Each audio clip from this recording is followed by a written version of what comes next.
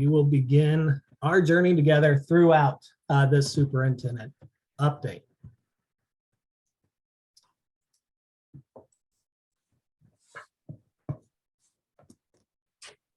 Thank you for responding, for introducing yourselves via chat. I am putting into chat now, again, our email address, nee@missouri.edu, or you could call us at the phone number you see on your screen right now, 1-844-793-4357. Always get in contact with us, whether those are data tool issues, professional development needs, implementation questions around NEE, ways we could support your leadership and other leaders within your building. Maybe feedback consultation as we're trying to provide the most effective feedback possible to lead to growth. We're here to help with that. We are also happy to do site visits, to come out, work with your whole staff, with specific principals, anything you may need. And also ready to help out at any time with making sure that what you're doing evaluation wise is aligned to your vision, mission, and CSIP. Throughout the day, we are going to talk about the updates. The first person that's going to give you updates on some of our work and hopefully make 22-23 as smooth as possible for you is one of our co-founders, Mark Doss. Mark, whenever you're ready.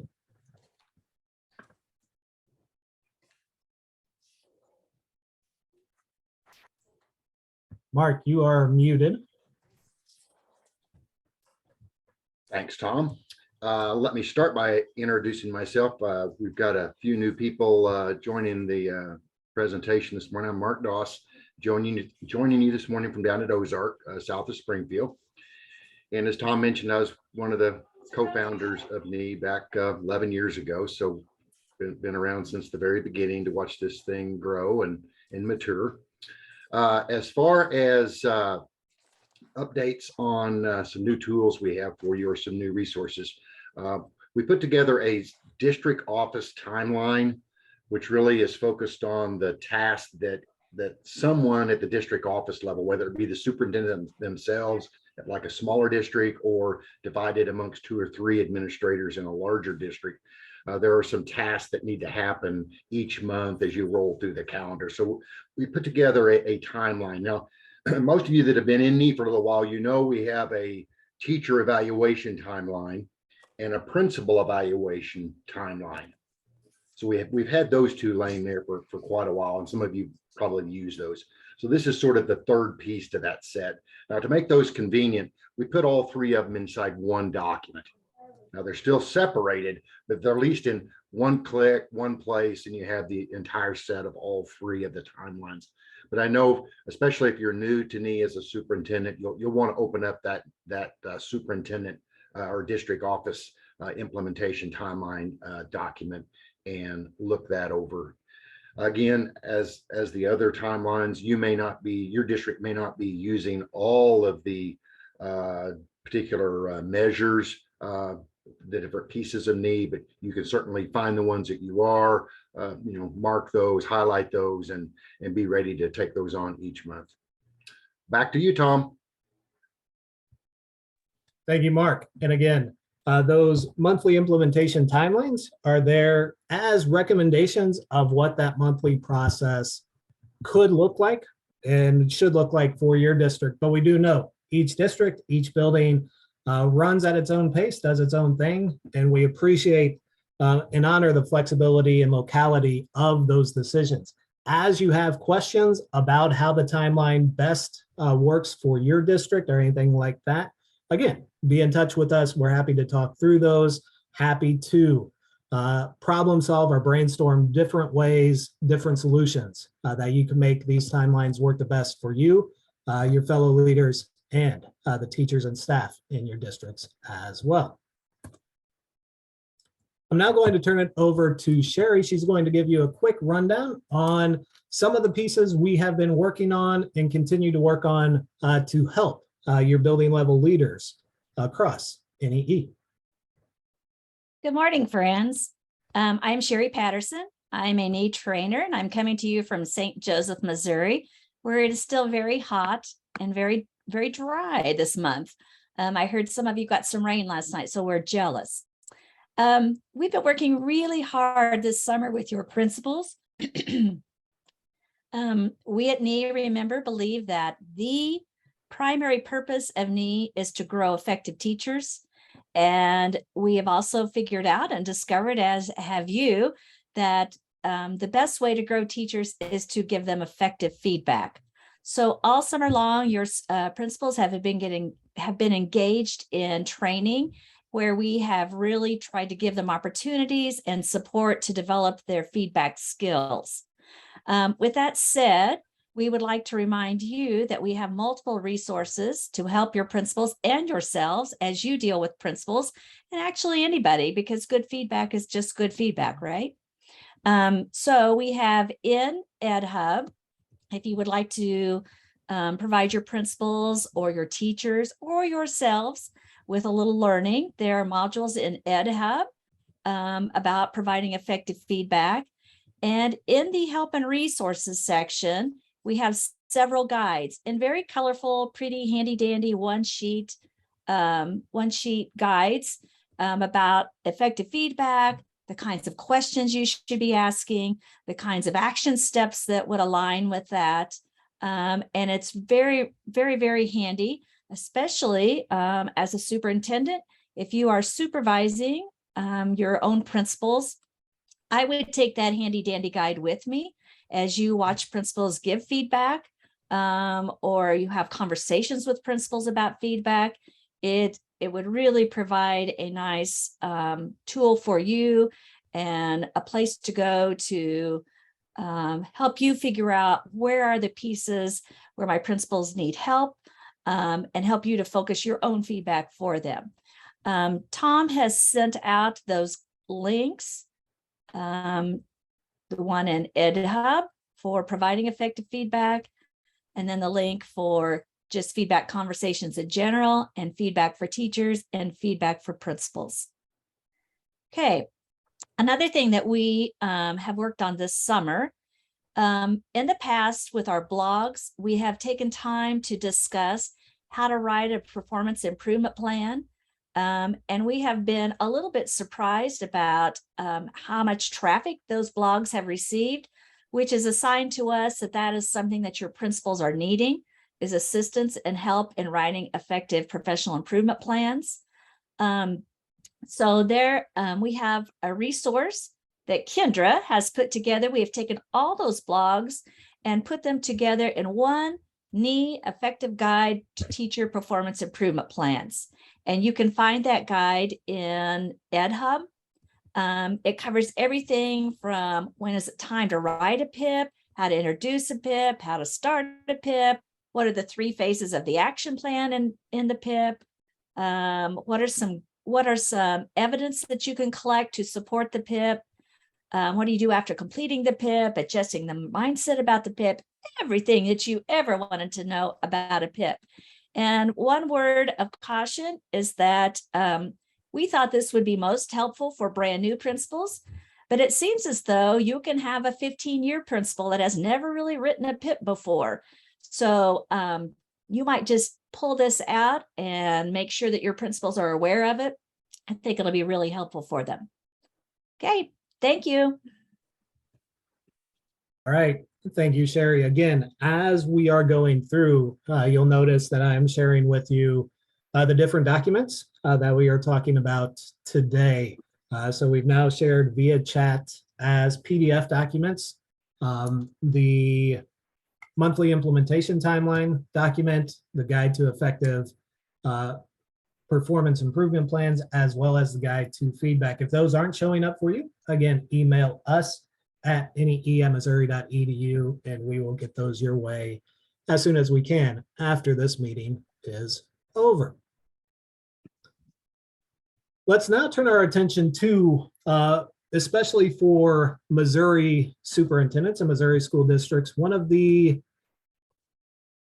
probably top of the line items on your list for 22-23 in the upcoming years, MSIP 6. And for that, I'm going to turn it over to Chuck Mays. Good morning, everybody. My name is Chuck Mays, and I work like Sherry. I work with training and support. I'm based out of Sikeston, which is about as far in the state as you can get from Jefferson City. So just know, as I'm going through the information today, I don't have a direct contact with DESE. I don't have some secret information to share with you today. I'm just an average guy who, for whatever reason, enjoys reading the comprehensive guide to MSIP 6. I'm not sure what that says about me, but probably not really a good thing. But nevertheless, or maybe it just says that I'm really nerdy or whatever. But anyway, I will share with you some things that I've gleaned from that this morning. First of all, just to remind you, MSIP 6, as far as the APR with MSIP 6, that APR is going to be worth 200 points total. And there's 2 points to that APR: the performance score, which is 140 points, and the continuous improvement score, which is 60 points. That performance score includes achievement status, achievement growth, success ready, graduation rate, and graduation follow-up. The continuous improvement measures are improvement planning, MSIP required documentation, and it also has a success ready component as well. I forgot to mention too, I've got a lot of information to share with you this morning. So as I go through this, if you're taking notes, you may miss something. Just remember what Tom said earlier, this is being recorded. And so you can always go back and rewatch again if you want to look at something. I'm not sure if you're aware, but somewhere around August 19th, DESE dropped a new version of the MSIP 6 guide onto their MSIP 6 website. You guys have been just a little bit busy with the beginning of school, so I'm sure you haven't had a chance maybe to go into in as much depth as you'd like to. So I'd like to hit a few high points from that guide. There are quite a few changes. As a whole, DESE has really taken the MSIP guide and really drilled down to exactly how these measurements are going to take place and how they're going to go about implementing the various parts of it. Remember, this isn't the final version of the guide. That'll be released later on, but at least we've got a much more updated guide to share with you. I want to talk about achievement first of all. The new guide says, or specifies, or clarifies, maybe a better word, that only 2021-22 assessment data will be included in the 2022 APR report. So because of that, all the progress measures that we have are now removed. If you've only got 1 year of data, you can't be comparing data to past years. Now, I will remind you that this data in 2022 will be used as a baseline for future progress calculations. So just know that that's going to happen. Also, in the prior guides, you probably saw references to 3 years of data used for calculations. If we're only using 1 year of data, those 3 years are removed. But just know in 2023, DESE is going to use 2 years of data, the 22 and 23 data. In 2024 APR, they'll use 3 years and be back to that calculation again. So those changes will be coming. There also was a small adjustment made to proficient scores for all students and student groups. Pretty small, but it's there if you want to look at it. It's on page 18. Also, of interest to you is that status targets have been released for both all students and student groups. So we noticed in the prior download of the MSIP guide that we had the cut scores for the various achievement levels. Now we've got the targets for those levels, such as where we have on track, exceeding, approaching, and floor. And so we have those targets now. Now remember, when we look at those achievement levels, DESE changed that instead of having a static score for the achievement level of below basic, approaching, or progressing, and advanced. Sorry, I went blank for a minute. We now have a range of scores. And so because you have those range of scores, you can probably expect your MPI to go up. And because of that, I'm sure DESE has raised those status targets a little bit. It's not a great raise, but it is there. Anyway, you now have the tools that you can look at the MPI for your various students and your overall buildings or district. It's there if you're so inclined to do those calculations. Also, I want to mention too that in the prior guides, we saw score or description of how the growth calculations were going to be made. That description is still there, but those score breakdowns have been removed. For whatever reason, DESE has removed those growth calculation as far as how many points growth is going to be included in the APR.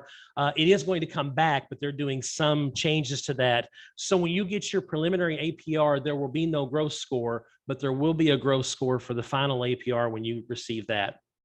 All right, looking at the various or looking at improvement planning, excuse me, when you look at improvement planning or working on your CSIP, there are going to be three parts to the improvement plan that DESE is working on. That's going to be your CSIP, your response to standards, and the climate and culture survey. DESE also has added a new document, a required CSIP pre-planning guide, and you can find that in Appendix G. Districts will have to complete that and upload with their CSIP. Now, what it essentially is just where you have your chance to describe the process that you went through to design your CSIP.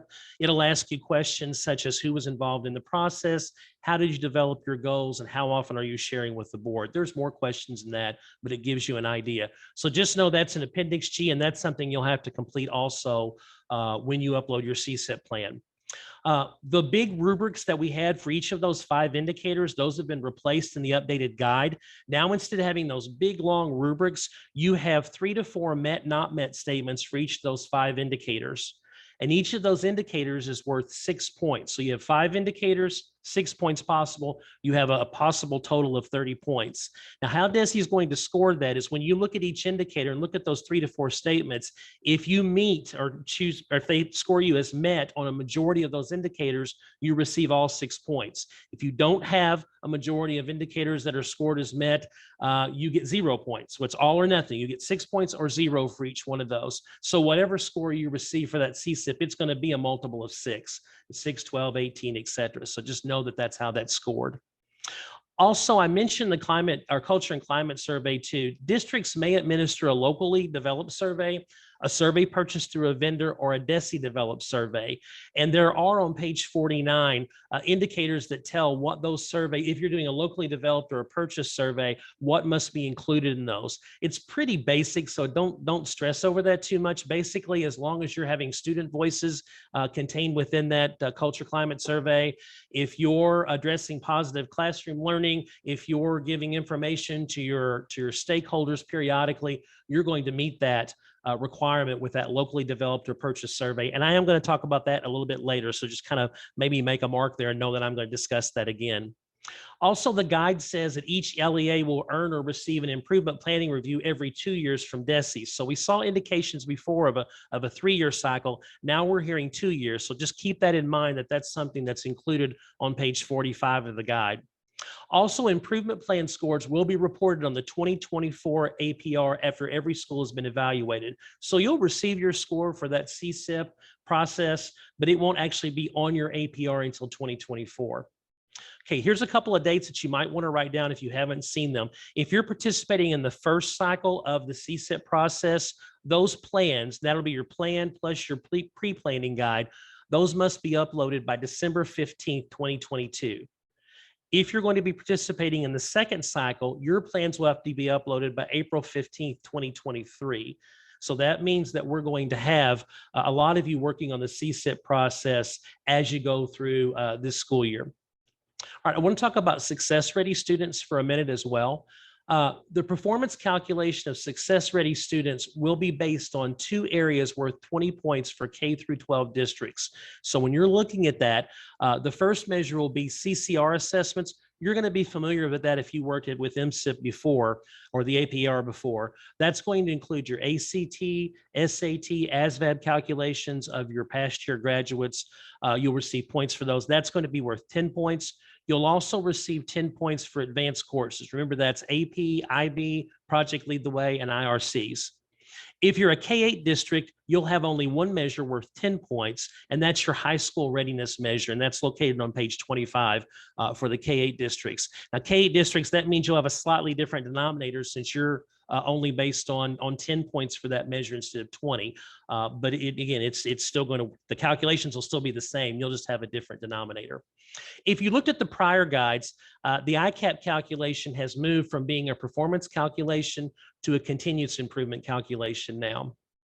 Also, if you looked before at the prior guides, there was a high school progression to graduate, which is where you looked at the number of credits that your students had for each year of their high school career. That's now been removed from the guide. Not sure if that's going to come back in some way, but at this point, it's not included in the guide anymore as a performance calculation. DESE has also removed some of the areas from the Success Ready Continuous Improvement. So now there are only 3 that are included in that. That's school entry readiness, which you may remember as the kindergarten readiness before, the K-12 regular attendance, and the ICAP calculation. Also included in that, DESE's added a section describing how districts can earn 2 extra points for expanding their career and technical education opportunities for a total of 12 points possible. That believe that's been in prior MSIPs as well, or prior APR calculations. Just to clarify that, you can get 2 extra points for that, but you can't go past the 12 points possible for that area. So if you've already got 11 points, you receive the 2 points, you're not going to get 13, you're still going to be at 12. Also, DESE has mentioned the required documentation that you're going to have for continuous improvement, but they've not really spelled that out until this guide. And page 43 has that, by the way. But the 3 items that are going to be required for continuous improvement are the annual audit report, the ASBR, and the required MOSIS core data collection. So those should be something that you're uploading automatically anyway. As far as how they're going to be scored, if you upload those on time and complete, you receive the points for that. If you don't, I assume you won't receive the points for that. So timeliness and completeness are going to be something that's important for those 3 items. Now let's talk about how NE can help you with this process. And I've got a few suggestions, recommendations, or maybe just helpful things that you might do that'll help you along the way. First of all, I mentioned the culture climate surveys a moment ago. Let you know that the U.S. Department of Education has developed school climate surveys, which you might want to look at if you're looking at developing your own survey or purchasing one. Tom's going to put that link in chat in just a moment. But basically, those surveys from the U.S. Department of Education are designed for middle and high school students. Middle and high school students, instructional staff, non-instructional staff, and parents and guardians. Here's the really neat thing. They're free to download and use. And since the U.S. Department of Education has designed those for climate, it stands to reason they could probably give you some really good information if you're looking at those for your own culture and climate survey. There is also a web-based administration program. You might want to have your IT team look at that. If you were so inclined, you could download that platform and have it do the calculations. It does look like it's a pretty involved process. I saw something about downloading a virtual machine. Your IT people will know all about that, but you may want to have them look at that to see if it's a possibility. Anyway, you may want to wait for DESE to come up with theirs. But if not, if you're looking at designing your own or purchasing one, here's a free option, and it's something you might want to consider. As you go through your needs assessment and you're working on, well, let me back up for a minute. Probably many of you are going to be looking at that CSIP process for one of the major things that you're going to be undertaking in the next year or two, possibly, next year or two, probably. And so I'd like to recommend to you as you go through that process to make sure you look at the NEE reports and the data tool to see if they can be helpful for that needs assessment. Reports such as the Indicator Trend Report, student survey summary, and teacher survey summary might be helpful in that needs assessment and give you some information that you can consider as you go through that process. Also, as you go through that needs assessment, probably going to be looking at your overall district goals. And as you do that, you may want to go back and look at your focus indicators and see if you want to revise those or leave those where they are. Regardless of what you do, that revising of the focus indicators or keeping them the same could be an action step as you go through that process. If you revise them, obviously you're making that action step to make changes. If you're keeping them the same, that just shows that you've got a long-term process for working on growth within your district. Either way, I would look at that as a possible action step. PD associated with those focus indicators could also be an action step with those associated CSIP goals. So keep that in mind as well. And don't forget about EdHub. EdHub has over 300 PD activities that could be used as action steps, again, in your CSIP plan. Additionally, and I'm going to veer away from the CSIP plan just a little bit, there's also a response to standards document in that CSIP process that you have to complete. And one of those response to standards involves addressing high quality early learning.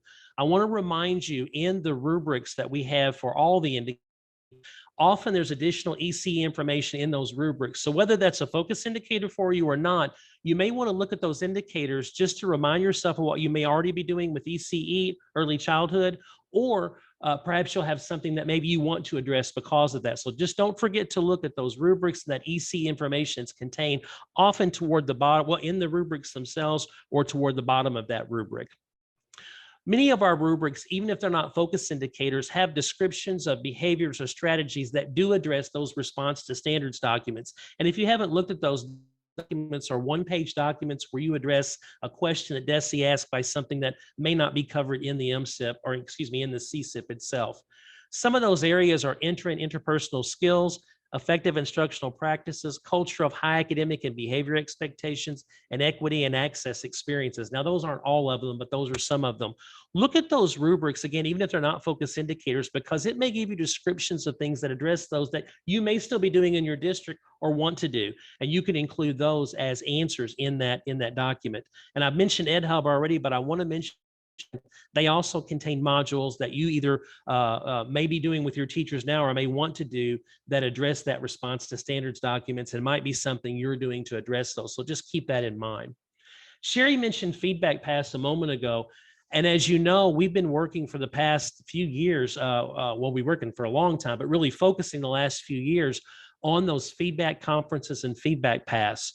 Just remember that those feedback pass and feedback conferences can be a structure or a structure for instructional improvement used in classroom observation feedback to not only offer individual targeted feedback for each teacher, but to also provide guidance so the teachers leave the conference with clear next paths and a clear path to follow, which our research says is the best way for you to address academic achievement. So those feedback paths and feedback conferences can address academic achievement for overall students, and it could be a step in your action plan, but it could also be included in your response to standards documents. I know Sherry talked about that a moment ago, like we said, but we can't understate the importance of that feedback conference and looking at those feedback paths to give that individual targeted feedback for your teacher. And don't forget to include that in your plans or response to standards documents. Also, I know some of you use the units of instruction, but we looked at the prior version of the MSIP guide, and it seemed to really stress or place some importance on that growth measure.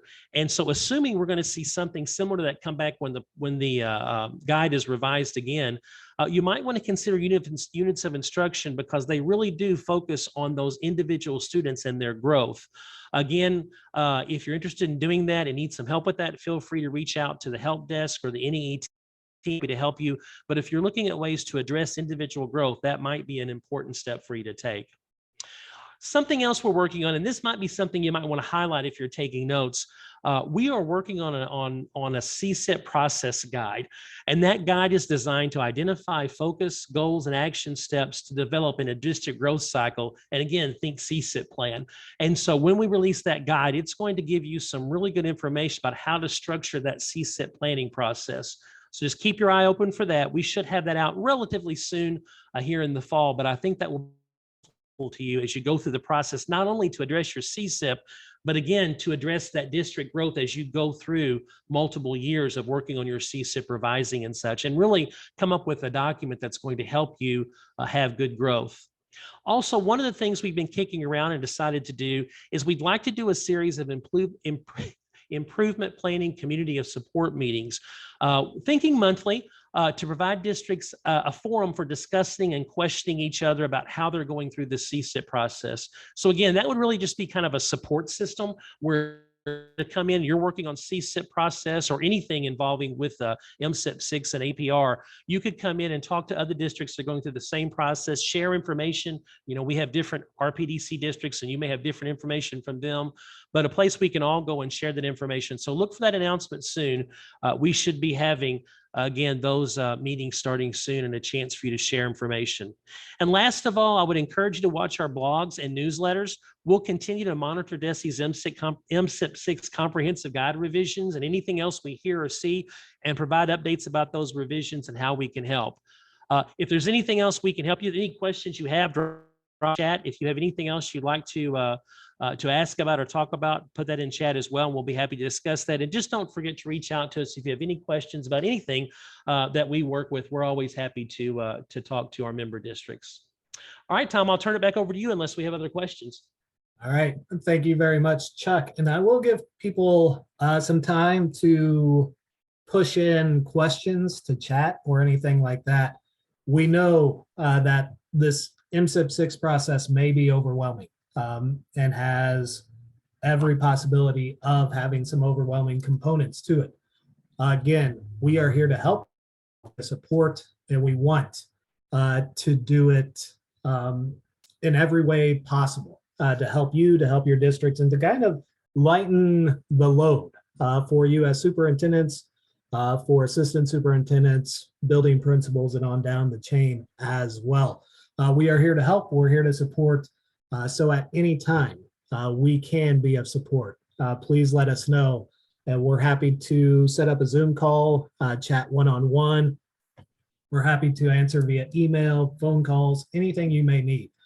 Just reach out and let us know how best we can help you solve problems together. Always happy to do that as well. If you are interested in participating in that community of practice around MSIP 6 planning, pre-planning, again, drop us a line in chat just to let us know of your interest. That way we can be sure we include you within some planning emails and get you upcoming dates for those communities of practice as well. We will, of course, be in touch about those and keep you informed on when those are happening.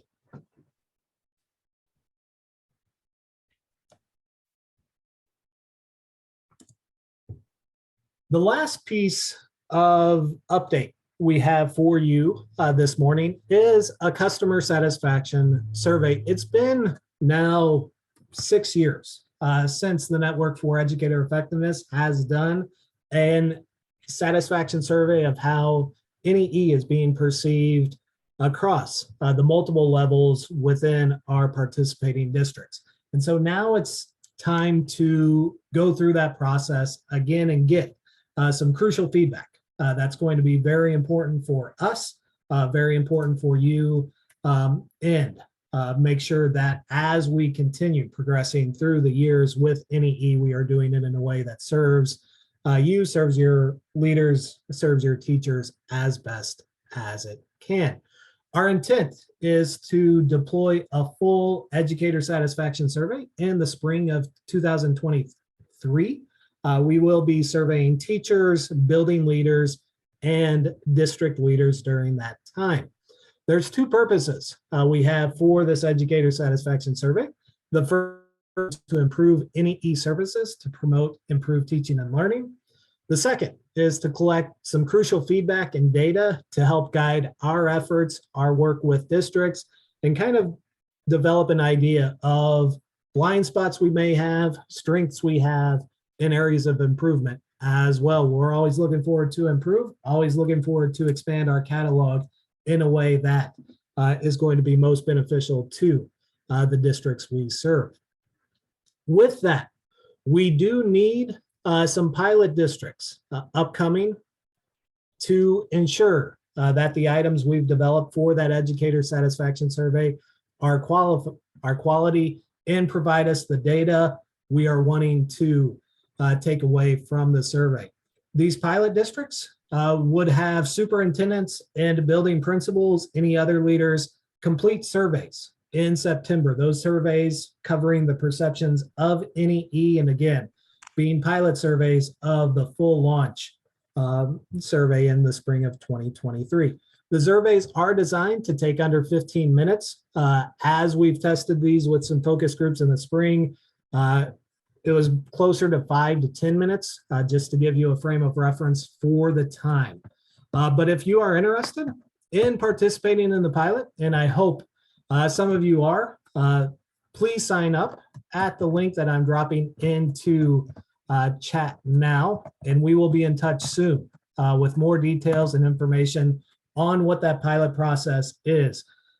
It would help us immensely to get feedback from a few different districts on what those superintendent and principal surveys look like, and also help us prepare for a full launch in 2023 so that we can make decisions moving forward about how NEE can best serve the network as a whole. So again, please click on that link that you see in chat if you are interested in having your district, yourself and your leaders in your district participate in that pilot survey. Again, we'll take about 5 to 15 minutes to complete a survey and will provide us rich information as we progress and continue to work through our work with developing the survey for full launch in the spring of 2023. With that, that is our time together.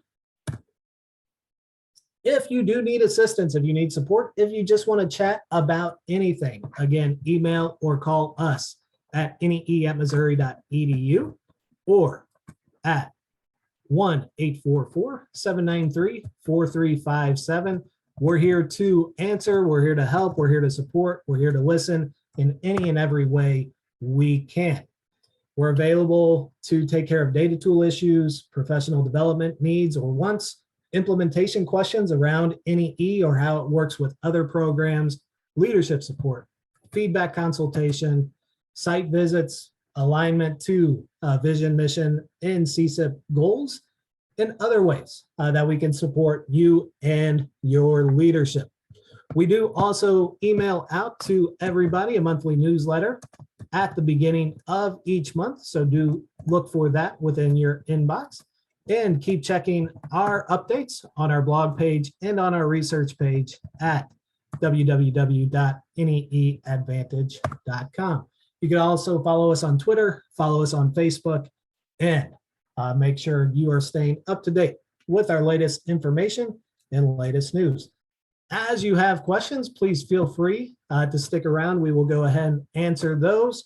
But that is our time together. That is our update for 22-23. Hope you all are having a great start to the year. And again, please be in touch with any and every way we can be of support. We can lighten your load and continue to help serving and supporting you, your district, your leaders, and your teachers. Thank you very much and have a great Tuesday ahead.